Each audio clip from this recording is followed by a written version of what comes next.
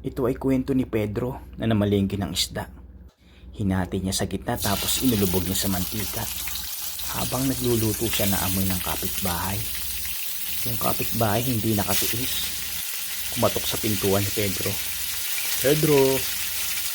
Uy, ikaw pala, Bogard. Nabisita ka sa bahay. Naamoy ko kasi yung niluluto mo, Pedro, habang nagsasampay ako ng damit. Ah, ganun ba, Bogard?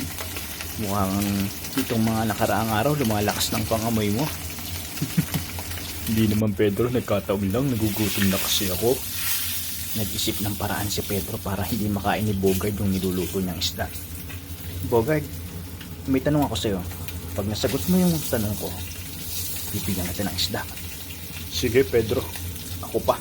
Dating panlaban ng math quiz. Sige, Bogard. Ganito lang kasimple ang tanong. Magbibigay ako sa'yo ng katanungan.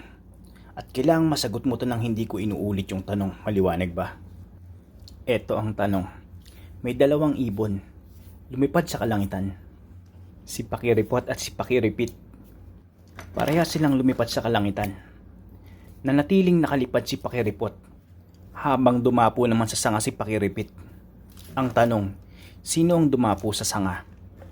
Kailangan di ko ulitin yung tanong ha. Galingan mo, Bogard. Ang dali naman ang tanong mo, Pedro.